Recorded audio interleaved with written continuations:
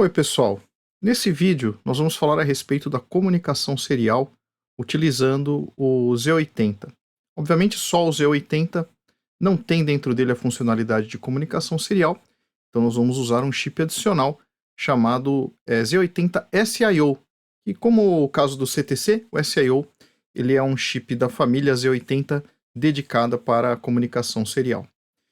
E para quem não sabe o que é comunicação serial, basicamente é um tipo de comunicação que você faz entre dois equipamentos, em que a vantagem é você utilizar basicamente uma linha para transmitir e uma linha para receber. Só que para que você possa transmitir os dados ali, por exemplo, 8 bits de dados, o que é feito é que esses 8 bits de dados, eles são quebrados bit a bit e transmitidos um por vez, com espaçamento de tempo entre eles. Basicamente, a nossa comunicação serial vai funcionar assim. E eu vou explicar aqui para você como fazer essa comunicação utilizando o chip SIO.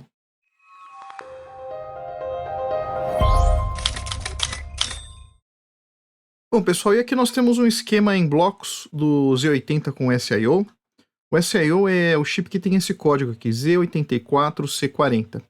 Só para dizer, surgiram outros chips aí da linha da Zilog para comunicação serial, mas nós vamos focar nesse chip aqui, tá bem? Bom, então a gente tem lá o chip de comunicação serial e para ele poder trocar informações, receber os dados que vão ser transmitidos ou devolver para os Z80 os dados que foram recebidos por essa comunicação serial que eu mencionei no início do vídeo, vai ser utilizado, não muito diferente, né, dos outros chips aí, o CTC, etc., o bus de dados, sinais de controle. Existe também a possibilidade do SIO gerar um sinal de interrupção, como eu já comentei num outro vídeo, em que eu falei a respeito das linhas de interrupção, no vídeo do CTC, e estava ali o chip SIO. Então é esse chip que nós estamos falando aqui. Bom, e o SIO dentro dele ele tem dois canais de comunicação, o que significa que nós poderíamos ter duas comunicações seriais ali utilizando o mesmo chip, mas obviamente compartilhando o mesmo barramento de dados e sinais de controle, tá certo? Bom, e aí cada um desses canais de comunicação, eles vão ter uma linha, e quando eu falo uma linha, realmente é um sinal físico ali, referenciado em relação ao Terra, para dados que foram recebidos, né? Então vai ser uma entrada ali do SIO. Existe um outro para dados transmitidos, né? Que também é referenciado em relação ao Terra. Normalmente eles recebem essa denominação, quando a gente fala de dados recebidos é RX, de dados transmitidos é TX, ou da linha de transmissão, linha de recepção, RX e TX. Fora isso, existem alguns outros sinais que são sinais de handshake, né? Coloque handshake modem, porque ele trata aqui, inclusive, como sinais de tratamento de modem, tá? Nós não vamos nos ater nesse vídeo a falar a respeito desses sinais, porque são sinais que caíram em desuso, em que basicamente o objetivo era o controle de fluxo. Saber, olha, eu vou transmitir uma informação, olha, eu estou pronto para receber uma informação. Então, sinais como RTS e CTS que servem para isso, e outro para saber se uma ponta está pronta, outra ponta está pronta a iniciar um processo de transmissão de dados. Mas não é o foco aqui a gente falar a respeito disso, até porque esses modems a que eu me refiro são modems daqueles para utilização da linha de telefone, né, que originalmente era de voz, para poder transmitir os dados. Então não é a ideia falar muito a respeito deles, mas é importante eu mencionar aqui para vocês que tem esses sinais. Caso algum de vocês vai fazer um projeto aí de um computador retrô que utilize esses tipos de sinais, é possível de se utilizar o Z84C40 com esses sinais de controle para modem. E fora isso, um sinal importante aqui é o sinal de clock de transmissão e recepção, tá certo? Então, só para adiantar a respeito dele, né, esse sinal de entrada aqui, ele é um sinal recebido em que ele vai dar a cadência daquilo que eu comentei no início, da transmissão bit a bit dos dados que eu tenho lá de 8 bits, por exemplo. Então, esse clock ele vai dar justamente essa cadência, ou seja, quando que eu transmito um bit, quando que eu transmito o próximo bit, assim por diante. Ele vai justamente servir para isso. Então, ele vai estar relacionado a um dos parâmetros de comunicação serial chamado BPS, ou Bits per Second, ou Bits por segundo. Tá? Então, é por aqui que a gente vai definir qual que é a velocidade da minha comunicação serial. Tá certo? E aí, obviamente, eu precisaria entrar com clock, Esse clock ele tem umas frequências padronizadas, a gente vai ver daqui um pouquinho, mas é bastante comum a gente utilizar o seguinte, utilizar um CTC, que é um timer que ele gera pulsos, então ele poderia gerar essa cadência, poderia gerar esse clock. E o interessante do CTC é que, se a minha comunicação serial ela tiver velocidades diferentes, através de software, eu consigo no CTC mudar lá o time constant dele, o preset, estão lembrados disso? Né? No meu vídeo que eu falei a respeito de CTC, eu falei a respeito disso. Né? Então, ali você consegue mudar via software, então com isso você conseguiria mudar a frequência do sinal que você pegaria aqui na saída, no sinal de saída do CTC, o sinal ZCTO, e ligar a essa entrada do clock para transmissão e recepção de dados, tá certo? Obviamente eu poderia usar o CTC como timer, nós já sabemos que a função de timer é utilizando o próprio clock de sistema, o mesmo clock que vai para a CPU, para poder gerar esse sinal, mas devido à necessidade muitas vezes de você fazer a divisão desse sinal, diminuir a frequência, que fatalmente vai ser necessário. Tá?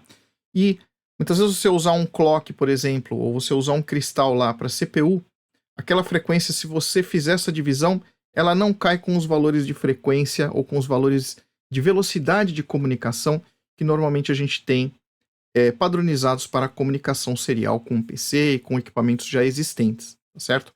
Então o que a gente faz é utilizar o CTC lá, um dos canais dele em modo contador, e aí nesse modo contador eu coloco um cristal externo, como vocês vão ver que eu fiz aqui, e esse cristal externo ele vai ter uma frequência ali compatível para a gente poder fazer esses ajustes da velocidade da comunicação serial, certo? Bom, pessoal, e se você ainda está com dificuldade de entender como funciona a comunicação serial, aqui o intuito vai ser mais nós trabalharmos com o chip SIO e não ficar detalhando bem a comunicação serial, embora nós vamos falar de alguns detalhes que são relevantes ali para a configuração.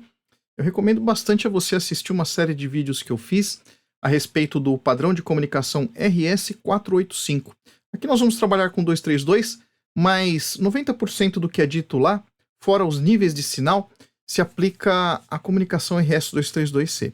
Então eu vou deixar um link aqui em cima para você assistir essa série, caso você queira, caso você não conheça bem como funciona a comunicação serial, e vou deixar também na descrição desse vídeo, tá legal?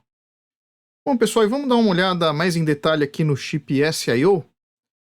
Bom, tem alguns sinais aqui que são padrão, que vocês já conhecem de outros chips, que usou no CTC, e mesmo nas comunicações que nós fizemos com periféricos, utilizando lá a instrução out. E aqui a gente tem o barramento de dados, que vai ligado lá no nosso barramento de dados, como outros chips que nós vimos. Chip Enable, que a gente vai utilizar para poder habilitar esse chip a trocar informações aqui no barramento de dados, senão o nosso barramento de dados ele vai ficar em tri-state, ou seja, em alta impedância, nem transmite nada, nem recebe nada para poder ser tratado. E a gente vai colocar esse Chip Enable ligado lá à seleção que a gente vai ter do endereço numa determinada faixa. Aqui no caso do meu SIO, eu vou colocar na faixa do endereço 40H. Então quando eu tiver 40H, que seja 40, 41, 42 até 4F, se eu tiver nessa faixa, toda essa faixa de 40 a 4F vai estar relacionado a esse bit, e a diferença, ou melhor, a esse chip, e a diferença é que eu vou ter o Chip Enable habilitado por um sinal externo, que justamente vai ser uma comparação de saber quando está no endereço 40, utilizando lá o 74LS138, certo?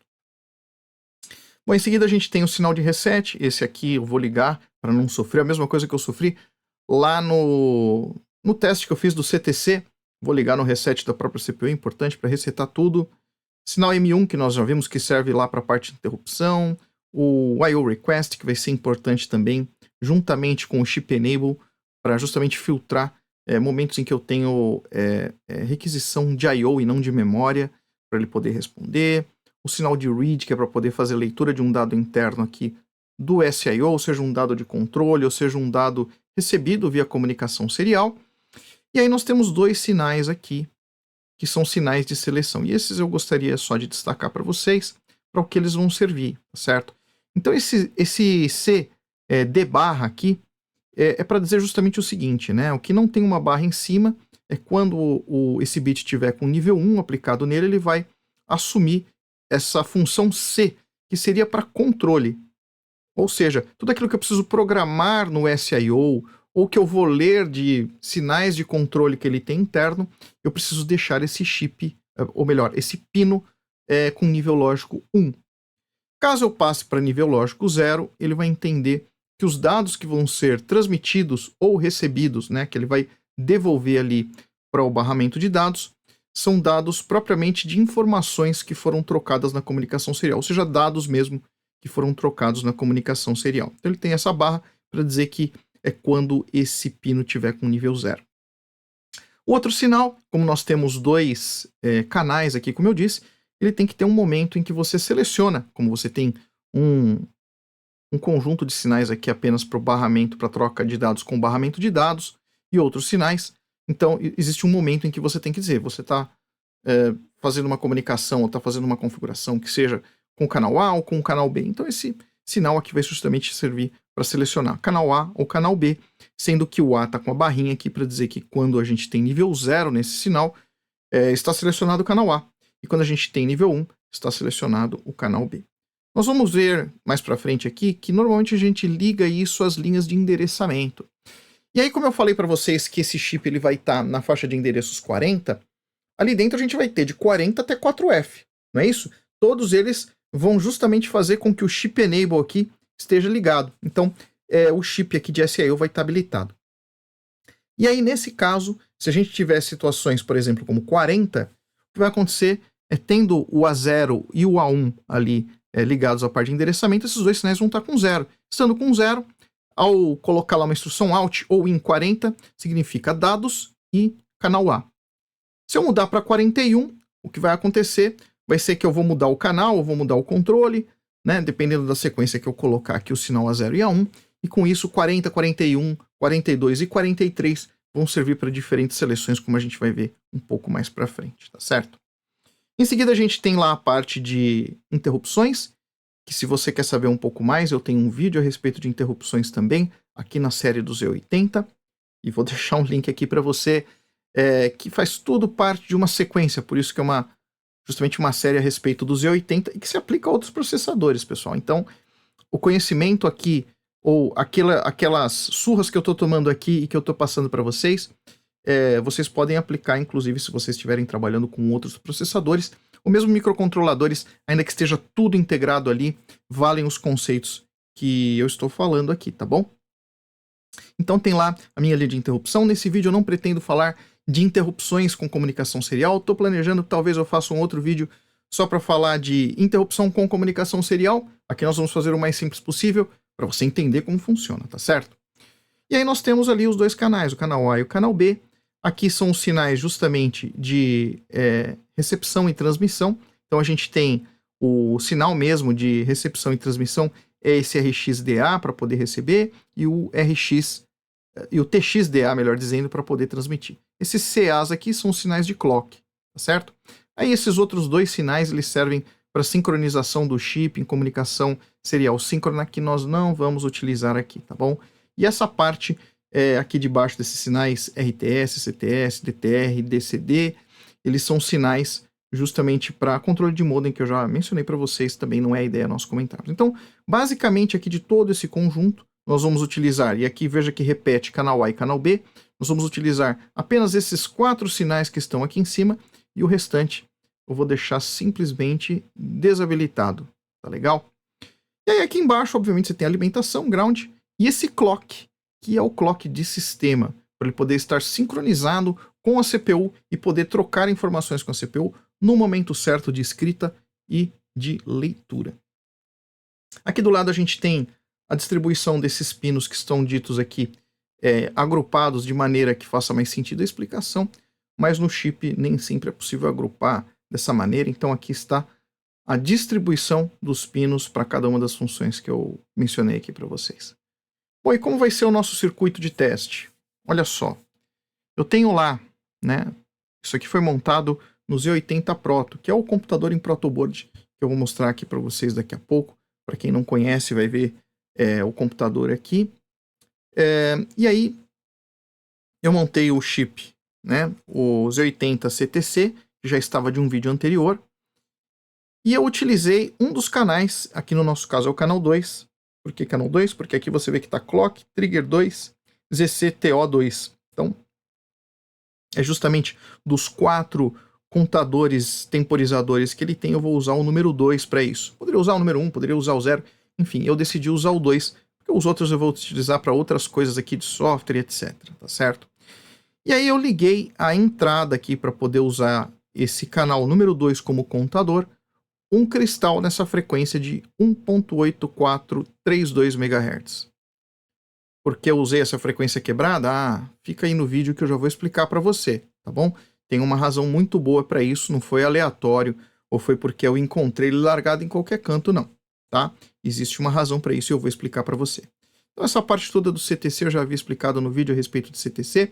O que é importante nós dizermos é que aqui a gente tem justamente a entrada de clock e aqui a gente tem a nossa saída do sinal já dividido propriamente aqui, de acordo com as programações que eu fizer do CTC, e eles vão servir aqui para as minhas entradas de clock, para dar o cadenciamento da transmissão de dados e recepção de dados via serial, tá certo?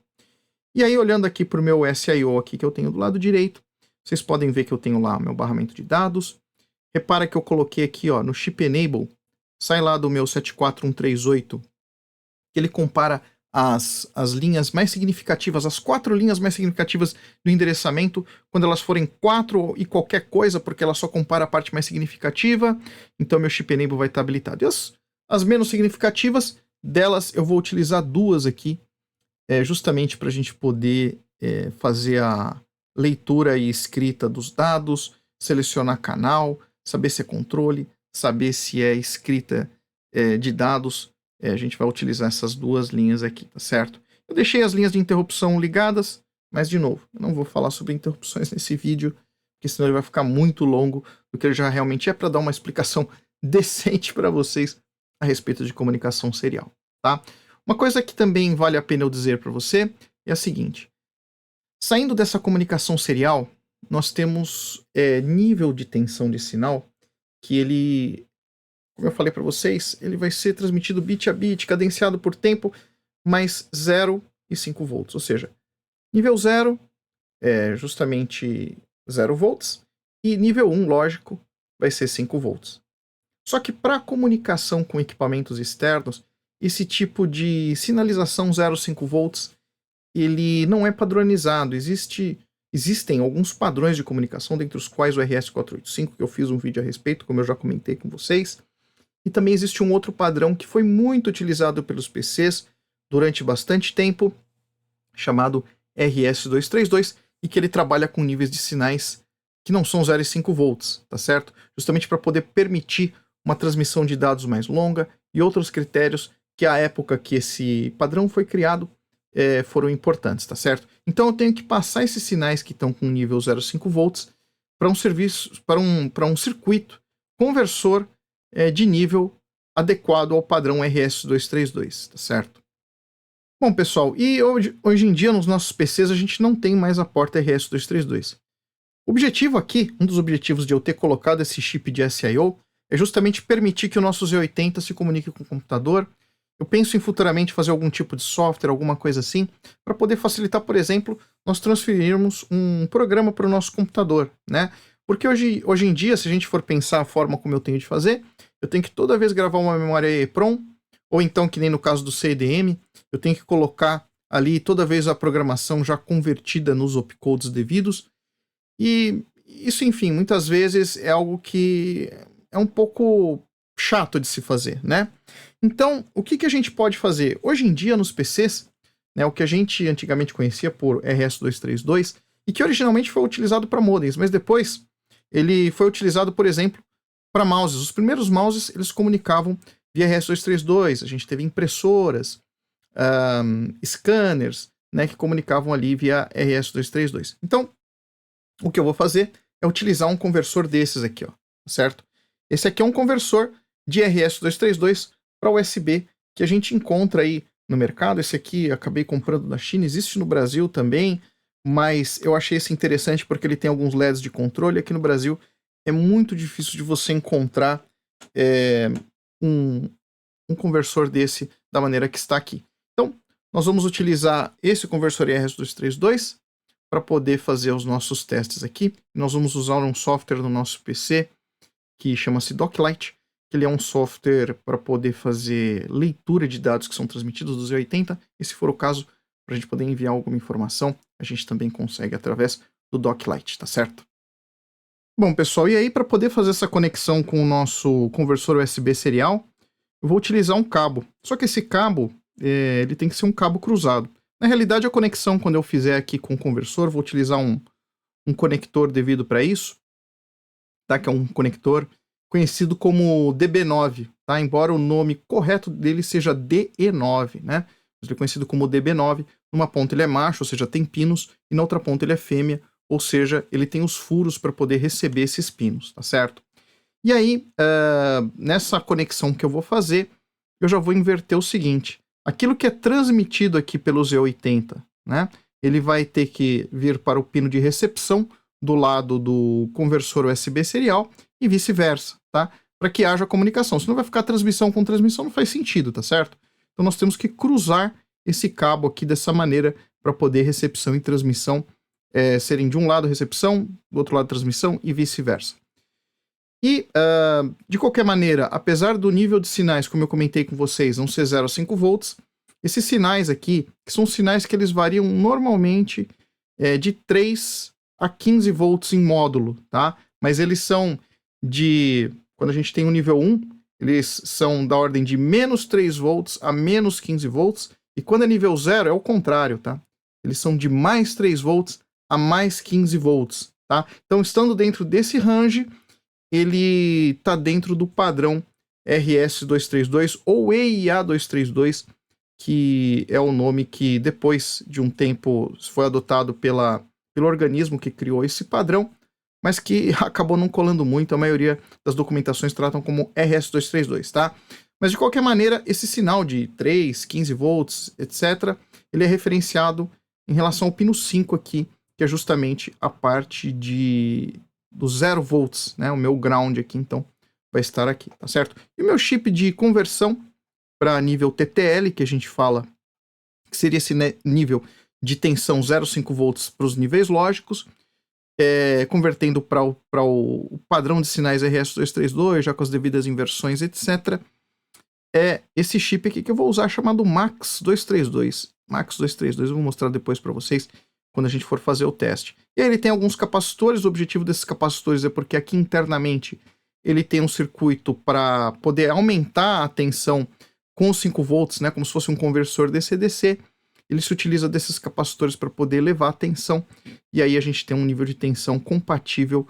No caso, ele vai trabalhar com um nível acima de 5 volts aqui, que é o mais comum. Trabalhar com uns 8, 12 volts é o mais comum na saída da própria porta, embora ele aceite até tensões de módulo 3 volts, tá certo? Então, vai ser o que vai acontecer com esse chip para poder fazer essa conversão para o padrão RS-232.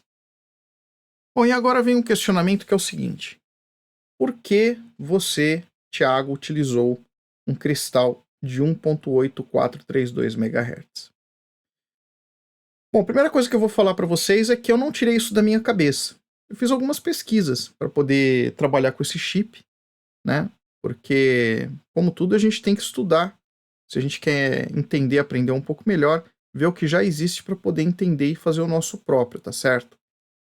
E aí, encontrei alguns vídeos, né, até de uma pessoa que eu vou mencionar aí mais pra frente, lá dos Estados Unidos, em que ela utilizava esse chip com essa frequência quebrada. E eu vou explicar aqui para vocês por quê.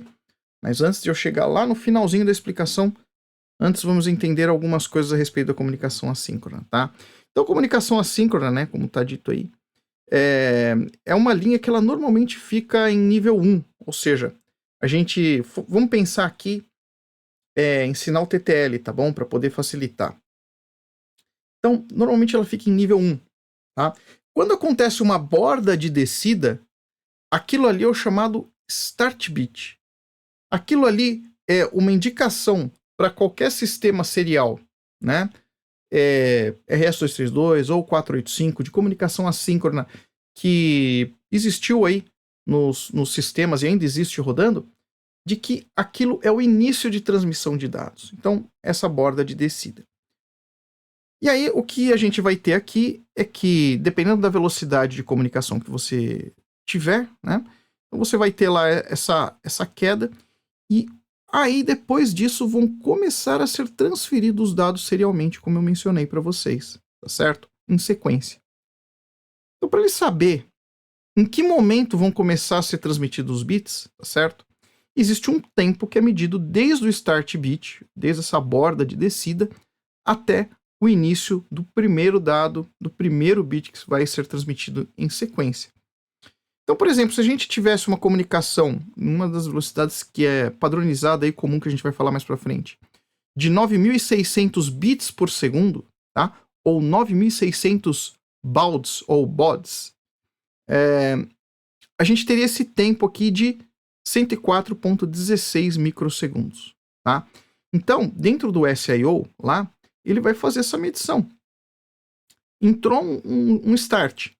Passou esse tempo, se a gente tiver com o clock, e aí é que vem o ponto do cristal que a gente utilizou. Então, utilizando esse clock que vai ser dado para ele, ele vai fazer uma marcação de tempo até saber, opa, a partir de agora eu posso considerar que é o primeiro dado a ser transmitido, o primeiro bit a ser transmitido, né? E para isso, o que o chip acaba fazendo são aquisições, que eu coloquei aqui dessa figura, que eu tirei de um chip, depois eu vou comentar com vocês aqui mais para frente nos próximos slides, de um outro chip que explica um pouco melhor do que a própria documentação da Zilog, como ele funciona, em que ele coloca aqui claramente esses pulsinhos que vocês estão vendo aqui, são amostras que o próprio chip cria internamente para poder aquisitar e saber, agora passou para nível 0, agora passou para nível 1, então eles são retiradas amostras, tá? Então, o importante de saber é que de tempos em tempos ele vai fazer essa aquisição dessas amostras, e esse tempo aqui é algo muito importante para ele poder saber quando o primeiro bit foi transmitido, entre o primeiro bit e o segundo bit,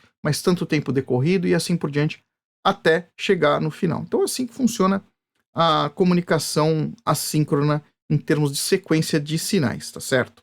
Bom, e aí o que acontece é que, após haver essa borda de descida, as amostras elas são retiradas no que seria metade do tempo do bit. Porque ele pode variar um pouquinho para cá, um pouquinho para lá, tá certo? Então, se ele pegasse exatamente na borda de onde começa o próximo bit, fica uma situação de incerteza ali. Ele pode pegar um pouquinho antes ou um pouquinho depois. Então, as amostras elas não são retiradas exatamente na borda aqui, tá certo? Mas elas são retiradas o quê? Dado o start bit, a primeira amostra é tirada com metade do tempo do que seria a transmissão do próximo bit para saber se houve um start. Então, é retirada uma amostra aqui, a próxima amostra ele vai colher quando? Exatamente quando a gente tiver no tempo que teoricamente seria a metade do start, tá certo? A partir daí, o que vai acontecer é que ele sempre vai, naquele mesmo tempo que a gente mencionou, tirar as próximas amostras, que aí ele deve cair exatamente na metade do tempo de cada um dos bits, tá vendo aqui? Então aí, por mais que varie um pouquinho o enquadramento, um pouquinho para cá, um pouquinho para lá, ele vai ter uma medida ali que tem uma precisão razoável, tá certo? Ao invés de pegar bem na bordinha do chip ali, bem na bordinha, perdão, do sinal ali, tá certo? E aí, para poder haver uma precisão nessa amostragem, porque ele vai contar tempo ali, tá certo? Então, tem que ter vários pulsos de clock para ele começar a contar. 1 pulso, 2 pulsos, 3 pulsos, 4 pulsos. Deu o tempo, opa, tá na metade aqui, deu o tempo. Vou coletar essa amostra e vou verificar. Passou para nível 0 ou passou para nível 1? Tá certo? Para poder saber se iniciou a comunicação, para saber quais que são os bits que vão ser transmitidos na sequência. Então, o que que acontece, pessoal? Esse clock que a gente manda, que teoricamente teria que ser igual à própria frequência de transmissão dos dados, então se a gente está falando em 9.600 bits por segundo, poderia pensar, então eu tenho que colocar esse clock com uma frequência de 9,6 kHz, né? Para que a gente tenha exatamente a saída ali com os pulsos ou com os sinais sendo transmitidos num cadenciamento de acordo com a comunicação, com a velocidade que eu determinei de 9.600. Mas não é bem assim.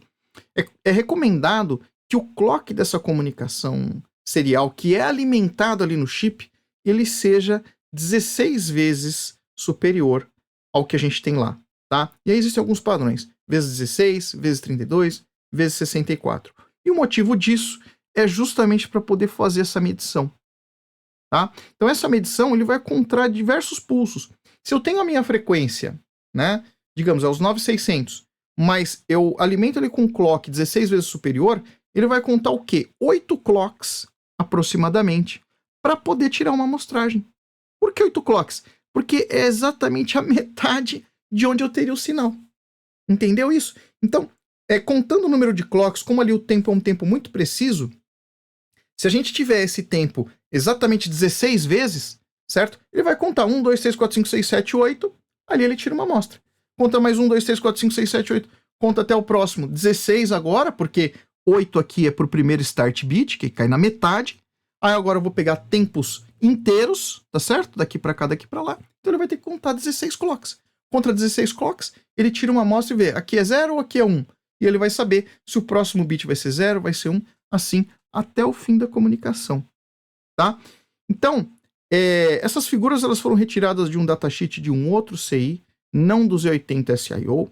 É um CI que tem uma explicação um pouco melhor a respeito disso, que é esse CI AY1015D, tem outros da série, 1013, que eram um pouco mais antigos, mas todos já bem antigos, já não são mais produzidos, você vai encontrar com um preço bastante caro, porque é um estoque ali antigo, feitos pela General Instruments. E eu não tirei isso tudo da minha cabeça, tá? Eu devo essa explicação e tudo isso que eu estou falando aqui para vocês, ao quem eu agradeço, ao John Winans, né? Que ele tem o canal dele aqui, que eu deixei aqui uma figura do canal dele, chama John's Basement, e lá no canal dele ele monta um computador para Z80 com o objetivo de rodar um sistema operacional CP/M, e ali ele tem uma parte que ele fala de comunicação serial, em que ele explica essas coisas, e assistindo o vídeo dele, estudando a documentação, consegui entender como que funciona para poder explicar aqui para vocês. Então, muito obrigado, John, pelas explicações aí, é o que eu gostaria de expressar nesse vídeo, e dizer para vocês, se vocês tiverem condições, está em inglês, mas recomendo vocês assistirem os vídeos dele, que ele fala também coisas muito legais a respeito do Z80, tá certo? Bom, ainda assim, isso não explica por que 1.8432, de onde veio isso. Bom, e aí, pessoal, o que acontece é que, como eu comentei com vocês, aqui a gente vai ter, no Z80 SIO, algumas possibilidades em termos de clock que a gente alimenta para comunicação serial. Lembrando de novo que esse não é o clock de sistema, aquele para sincronizar com a CPU para poder haver a troca de dados ali no barramento de dados, sinais de controle, etc. Não é esse. Ele é um clock separado, que vai naqueles sinais CA, né? TXCA, RXCA, e que servem justamente para cadenciamento da transmissão de dados via serial.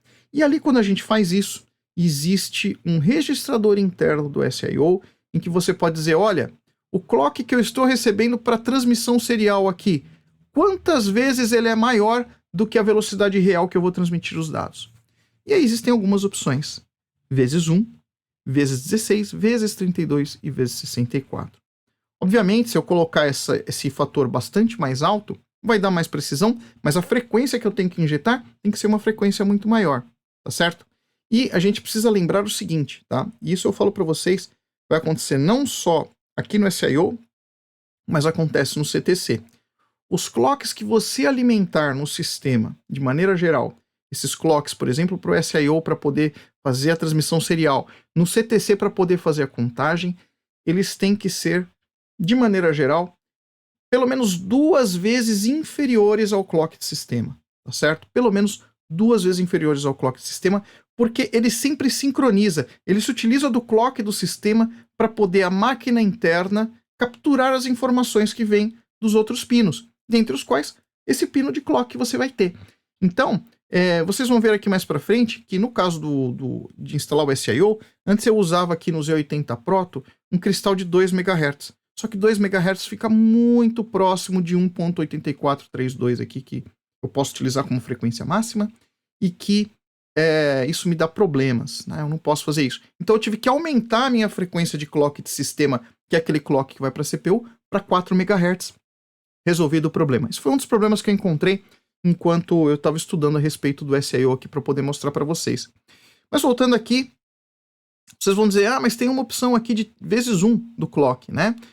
Só que vezes 1 é recomendado para comunicação síncrona, que é uma outra comunicação que a gente não vai falar aqui, em que juntamente com o sinal propriamente que você transmite de dados, você transmite uma outra linha, que é uma linha de clock entre os dois sistemas, para eles se sincronizarem em termos de clock. Geralmente assim. Existem outras formas de comunicação síncrona, mas basicamente existe o clock. O clock ele é transmitido entre os dois sistemas. Aqui nós não vamos trabalhar com isso. Nós vamos trabalhar uma sequência de envio de bits, sendo que os dois lados têm combinado qual que é a frequência que eu vou transmitir. Com isso, a partir de um sinal de start, ele sabe quanto tempo depois começa a transmissão dos dados, sem eu precisar transmitir o clock entre um sistema e outro sistema, tá certo? Então, voltando aqui, o vezes 1 é recomendado para comunicação síncrona, que não é o nosso caso. E aí eu vou usar a próxima, que é vezes 16, que já resolve o nosso problema com relação à precisão de onde que ele vai pegar a amostra do sinal. Mostrei anteriormente aqui para vocês, tá certo? Bom, e aí continuando, isto posto, então quer dizer, primeira coisa, se eu tenho uma transmissão de dados de 9600, como é uma das velocidades padrão, eu vou ter que injetar um clock ali 16 vezes superior, tá certo? Ou seja, aquela frequência exatamente vezes 16, né? E aí tem uma origem meio controversa aí, de onde vieram esses valores, mas os valores que vocês enxergam aí no vídeo para vocês são os valores padrão de que os computadores utilizaram, e não só isso, até esse próprio conversor aqui, embora exista uma forma lá de fazer uma gambiarra para trabalhar com padrões diferentes de velocidade de comunicação, basicamente são esses valores padronizados que vocês veem aí na tela, tá certo? De onde vem esses padrões? Novamente, é meio controverso, mas é fato que se você pegar qualquer sistema que você tinha antigo, se você pegar os softwares, por exemplo, como o Doclite que a gente vai usar, você vai encontrar essas frequências que estão aí como sendo as velocidades possíveis de transmissão de dados via serial. Então, 100, 300, 1200, 2400 e assim por diante, tá certo? Se nós formos retirar as duas mais baixas aí, que eram utilizadas basicamente com sistemas de teletipo, nós formos considerar velocidades de 1200 baud até 115.200, vai que alguém aqui, por exemplo, quer comunicar, encontrei um modem aqui antigo, vou fazer um teste, vou fazer um vídeo legal a respeito dele, mas ele é 1200 bauds. A gente consegue fazer, tá certo? Então, desde frequências da ordem de 1200 bauds até 115.200, tá certo? São as velocidades mais comuns utilizadas aí nos anos 90 até realmente começar a ser descontinuado e início dos anos 2000 foi o que a gente mais utilizou. Então, tendo em vista essa tabela e essas frequências padronizadas, o que acontece, pessoal? Se eu pegar 1.8432 MHz e dividir por 16, por que dividir por 16? Por causa daquilo que eu falei para vocês do clock. Necessariamente eu vou ter que ter um clock pelo menos 16 vezes mais rápido do que a transmissão serial, tá certo? Então, só aí eu já vou ter que considerar o seguinte, 1.843, para eu chegar na velocidade da comunicação do serial, pegar essa frequência do cristal, que vai ser 1.8432 MHz, dividir por 16. E se eu fizer isso, dá o número mágico, que de mágico não tem nada, de 115.200, que é uma das velocidades padronizadas da serial. Por isso que eu utilizei esse cristal. E quer ver uma coisa a mais? Se no CTC eu mudar os meus presets, ao invés de 1, eu colocar 2, 3, 6, 12, 24, 48, 96, eu obtenho as outras frequências. Ah, mas você não poderia colocar um outro cristal e dividir por um outro valor? O problema é encontrar um valor que dê exato, um valor que dê sem casa decimal. E nesse caso, se a gente usar esse clock com essa frequência, a gente consegue, com valores inteiros, sem casa decimal, dividir e chegar nas frequências exatas. Então, por isso que foi utilizado esse cristal. E aí, com isso, a gente consegue, dividindo por esses valores que estão aí na tabela, as frequências que são as frequências padronizadas que estão mais à direita, tá certo? Aqui no caso nós vamos usar para o nosso teste velocidade de 9600, que foi uma velocidade muito comum e muito utilizada por diversos sistemas, sendo que eu vou ter que programar o meu preset do CTC para 12, utilizando o cristal que eu já mencionei para vocês e levando em consideração que o meu clock a ser injetado é 16 vezes mais rápido do que propriamente o cadenciamento da transmissão serial, tá certo? Outro detalhe importante no CTC, né? que nós já falamos a respeito do CTC, e aí eu mencionei isso para vocês anteriormente aqui no vídeo, mas vou repetir rapidamente para vocês, tá certo? Eu preciso, e aqui alguns trechos do texto da própria documentação do CTC, tá? Eu preciso que a minha frequência de sistema, que é essa no clock, que é aplicada ao pino 15, seja pelo menos 2 vezes maior do que o que eu vou aplicar aqui no meu sinal de trigger clock para o contador, tá certo? E aí, como a gente vai trabalhar com essa frequência que é mais ou menos 2 MHz, eu preciso ter, vamos falar num cristal com frequência, aí sim que não seja quebrada, preciso de pelo menos que seja 4 MHz, tá certo? Porque ele fala aqui que o trigger, ele, apesar de ser assíncrono em relação ao clock, ele é sincronizado pela contagem. Então a contagem, quando ela acontece a contagem lá dentro do CTC, entra um sinal que vem aqui do cristal, e aí ele aguarda o momento em que você tem um clock do sistema para poder contar mais 1, mais 2, mais 3, mais 4 e assim por diante. Se você tem exatamente esse cadenciamento que seja pelo menos 2 vezes superior, você consegue pelo menos pegar uma borda de sinal a cada vez que você tem um clock externo pelo clock interno, pelo clock de sistema, tá certo? Um outro trecho também que evidencia isso, ele fala aqui que o pulso de trigger deve ter pelo menos, e quando é trigger é justamente esse sinal que está aqui, pelo menos uma largura que seja de período 2 vezes maior do que o período de clock. Ou seja, que eu tenha uma frequência que ela seja 2 vezes menor sendo aplicada aqui para que ele consiga aquisitar essa informação e funcione adequadamente o teu contador do CTC, tá certo? Pessoal, quantos detalhes a respeito da comunicação serial, né? Mas agora vai entrar a parte legal. Agora nós vamos fazer a programação, vou mostrar para vocês como fazer a programação, e aí nós vamos ver funcionando. Bom, pessoal, e aí para programar o nosso Z80 SIO, lembra que eu falei para vocês desses sinais? C, D barra, B, A barra, né? Então, a dizer para vocês, o meu pino CE aqui, ele está na faixa 4x, como eu já mencionei. E aqui vai ser da seguinte maneira. Quando eu colocar uma instrução Alt 40, eu vou escrever no canal A dados. Por quê? O meu A0 está relacionado ao B barra A barra, tá? Ou seja, o B A barra aqui é justamente o sinal do A0. Então, quando eu tiver 40 aqui, ou 42, que o último bit é 0, eu estou me relacionando ao canal A. Quando eu tiver 41 ou 43, ao canal B.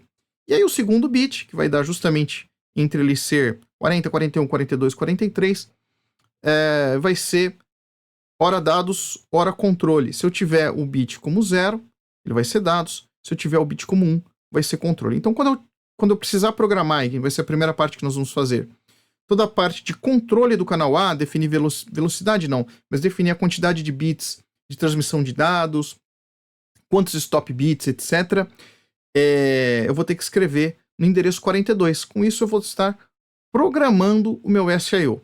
E quando eu for enviar informações, né, para o mesmo canal A, eu vou escrever no endereço 40. E aí, como nós programamos o SIO? Bom, a primeira coisa que você precisa entender é que existem registradores internos dentro do SIO. E basicamente esses registradores são escritos toda vez que eu faço um Alt e escrevo na parte de controle.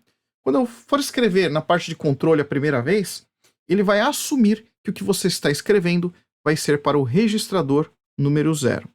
E aí no registrador número 0, existem algumas coisas, como por exemplo, resetar o meu SIO, que é possível de fazer utilizando esses bits aqui de D7 a D3, né? E deixando o D1, D2 e D0 aqui em 000. Com isso, eu tenho condições de resetar algumas falhas e resetar os canais aqui, tá certo?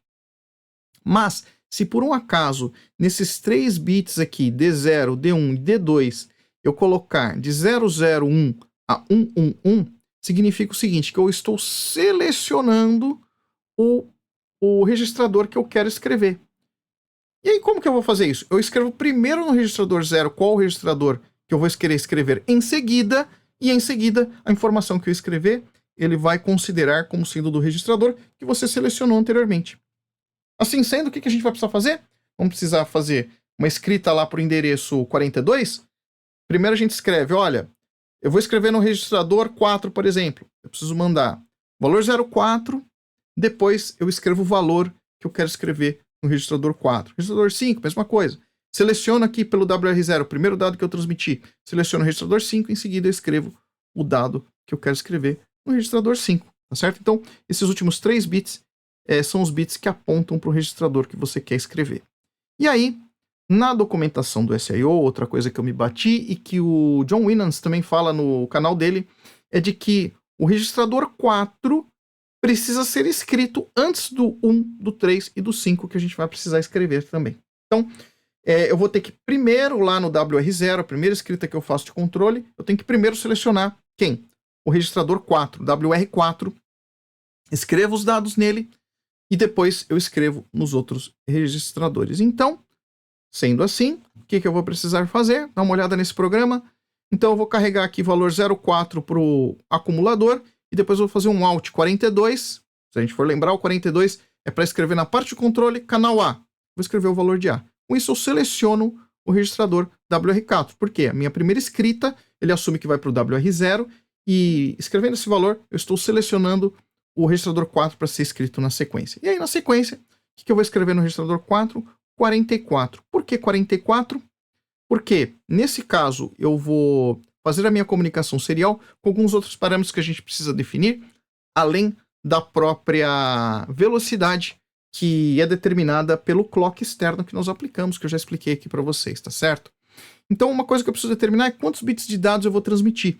E nesse caso, eu vou considerar 8 bits de dados, tá? Os mais comuns são 8 ou 7, sendo que o 8 é mais comum do que o 7, tá certo? Então, 8 bits de dados e stop bit é um bit que vai ao final e aí você pode colocar como 1 ou como 2 para dizer que houve o fim da transmissão e vai ser iniciado um novo pacote de 8 dados. Vou colocar um bit para ser determinado stop bit. Existe uma outra informação que é de paridade, em que se conta a quantidade de uns para poder saber se é par ou se é ímpar, e aí você tem um bit final. Vou deixar sem paridade, tá certo? Lembrando a você que se você não entende bem essas questões que eu estou dizendo aqui, tem lá o vídeo, procura lá, hashtag RS485 no meu canal, e aí você vai encontrar um vídeo sobre comunicação serial, em que eu explico essas coisas lá, tá legal? Então, paridade enable 0, ou seja, desabilitada, paridade se even ou odd, posso colocar qualquer valor, porque a paridade está desabilitada, então vou colocar em 0. Em seguida, um stop bit, então eu tenho que colocar a opção 01. Em seguida, essa parte aqui é para comunicação síncrona, nós não vamos usar, tanto faz, pode escrever o que você quiser. Eu vou deixar 0 e 0, porque é o padrão, né? A gente deixar em 0 se a gente não vai usar, tá certo? E aí aqui o clock mode, como eu já expliquei para vocês, vou colocar em 01. Então, se eu for pegar todos esses dados aqui e eu combinar, eu vou ver que em hexadecimal resulta em 44 hexadecimal, e por isso que é 44 que eu escrevo no registrador 4. Próximo registrador que eu vou escrever é o 3. Escrevi o 4 primeiro, já expliquei para vocês, porque na documentação ele fala para escrever, tá certo? Então, no registrador 3, eu vou escrever o quê?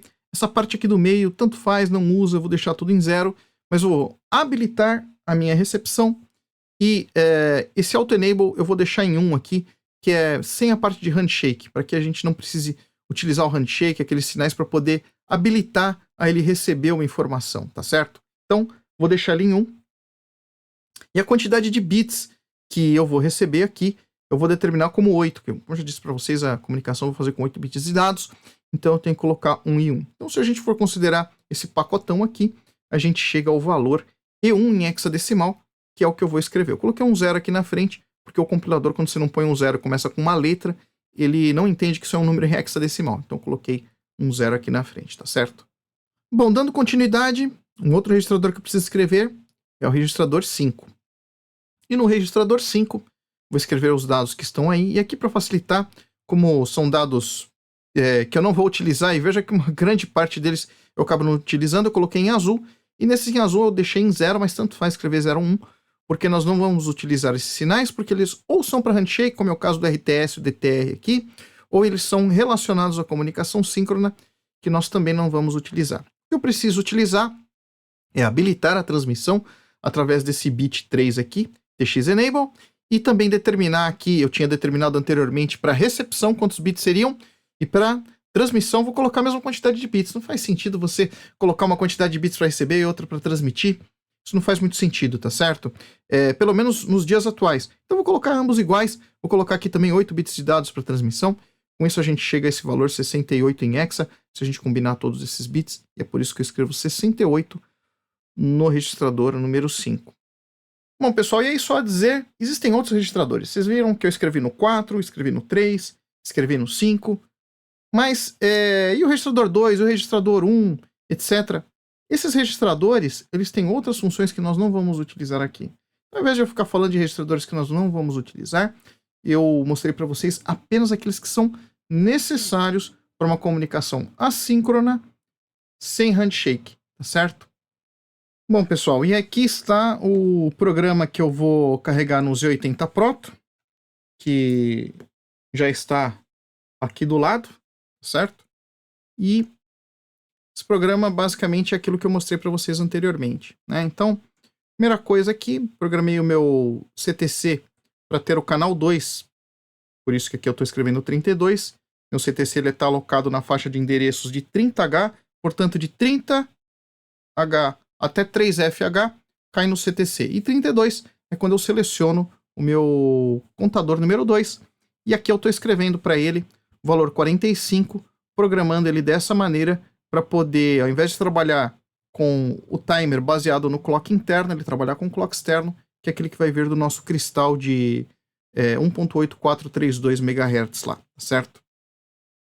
E aí, o que eu vou fazer aqui é que a gente tem lá o meu cristal e eu vou dividir por 12 a frequência que vier por cristal. E aí, futuramente, depois, ele vai ter aquela divisão do pré-scaler, assim por se dizer, lá do nosso SIO, dividindo ele por 16. Então, vou dividir por 12 aqui. Ele vai entrar lá no meu SIO e lá ele vai dividir por 16, porque nós determinamos vezes 16 o clock, como eu já mencionei para vocês, tá certo? Então, beleza, escrevi lá no meu time constant valor 12, então vai ver uma frequência tal que dividido por 12 vai dar os 9.600 bits por segundo. Primeiro eu vou fazer um reset do canal, então eu vou escrever lá no registrador 0 esse valor 18, que se vocês forem olhar lá bit a bit, significa resetar o canal. Em seguida, registrador número 4, então eu escrevo 4 no registrador 0, carrego 44, como eu já expliquei para vocês, depois o E1 no registrador 3 e no registrador 5, 68, com isso configurando para que a gente tenha o quê? 9.600 bps, baseado no clock que nós vamos colocar, 8 bits de dados, um stop bit, sem paridade. Então nós precisamos configurar isso exatamente como nós vamos ver aqui no nosso software do PC para poder receber ou transmitir qualquer informação, tá certo? E aí aqui eu tenho lá o caractere Z, né, que é o que eu vou transmitir ali através da comunicação serial. Tem essa parte aqui, depois ele entra no route. Então o que eu vou fazer vai ser que logo que eu ligar o meu computador, ele já vai transmitir o caractere Z, e aí eu já vou ter preparado todo o meu conjunto aqui. Vamos dar uma olhada agora aqui no computador como é que está. Então, o que nós temos aqui, então, tenho lá o meu processador Z80, tenho lá os meus barramentos, né?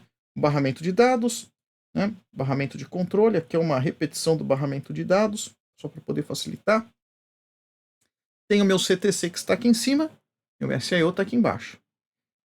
Esse sinal aqui que vocês veem em laranja é justamente aquele sinal dividido por 12 que eu vou colocar aqui para poder a gente ter aqui na minha saída aqui uma frequência de comunicação, uma velocidade de comunicação de 9.600 bits por segundo. Aqui eu tenho o meu conversor MAX 232, está aqui com os capacitores para poder servir, para poder elevar a tensão lá para o nível de 8 volts lá, como eu mencionei para vocês, tá certo? E aí, aqui do meu lado direito, eu tenho o conversor USB serial, que já está ligado no meu computador, com os LEDs de TX e RX, além do meu cabo que eu já liguei, já cruzando os cabos, né, como eu comentei no início. Aqui eu tenho o pino 2 e o pino 3 cruzado para que o dado que saia daqui seja recebido aqui e o transmitido daqui seja recebido de volta aqui no meu Z80. E aí, esse sinalzinho que tem aqui é justamente o meu terra, para poder referenciar esses dois sinais. Então, com isso posto, esse programa já está carregado aqui na minha memória, que está aqui em cima, que não aparece no vídeo para vocês, mas ele está aqui na parte de cima. E o que nós vamos fazer é ligar o computador, mas antes nós precisamos preparar aqui no nosso PC o Doclite, tá certo? Então, o software Doclite está aberto aqui, e o que eu preciso fazer é vir aqui no canto superior direito, dar um duplo clique, e aí eu tenho lá, tenho que selecionar qual que é a porta serial que eu tenho no meu PC, no caso, o Windows aqui colocou como dispositivo com 4, 9600, 8 bits de dados, sem paridade e 1 stop bit, que foi o que nós configuramos do lado do Z80, tá certo? Do Z80 SIO. Tudo pronto, vou abrir a minha porta aqui para poder aguardar um dado que vai vir de fora e vamos ligar o nosso computador.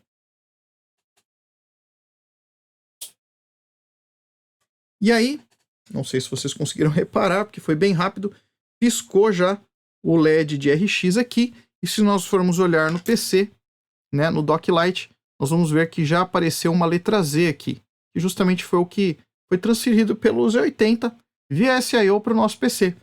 Vou dar um reset aqui e ver se a gente vai receber uma próxima letra Z. Olha lá. Ó. Então toda vez que eu dou um reset, ele obviamente transfere uma letra Z, que é o que acontece no final do programa, tá certo? Bom, legal, né, pessoal? Então tá funcionando já a comunicação serial, muito bacana, né? Mas eu transferi um caractere só por uma questão de teste. E se a gente fosse transferir mais caracteres?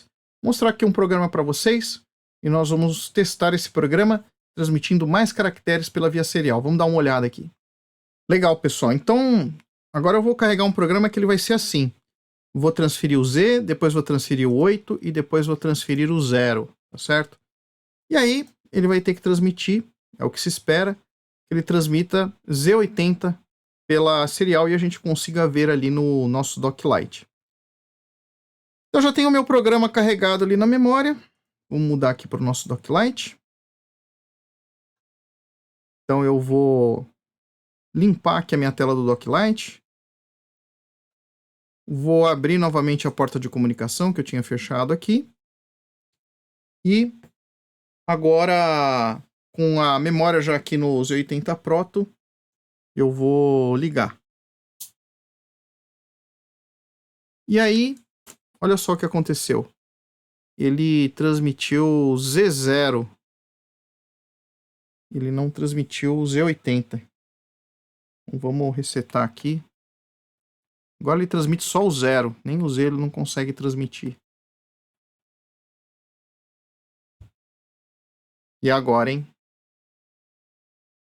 Bom, pessoal, e agora, hein? Quando eu tiver que transmitir mais de um caractere? Bom, teoricamente seria isso. Eu transferi lá os dados em sequência e ele transferir via serial. Você sabe o que está acontecendo? Sabe qual é a possível solução para esse problema? Se você sabe, deixa na seção de comentários aqui embaixo. Eu vou fazer um segundo vídeo com esse problema resolvido aqui para vocês. Mas por hora, por esse vídeo é isso que eu tinha para mostrar para vocês. A parte principal a respeito da programação do Z80 SIO. Espero que você tenha gostado. Espero que tenha sido útil e divertido para você. Agradeço, como sempre, muito a sua audiência. E nos vemos no próximo vídeo. Terá um próximo vídeo a respeito de comunicação serial. Um grande abraço e até lá!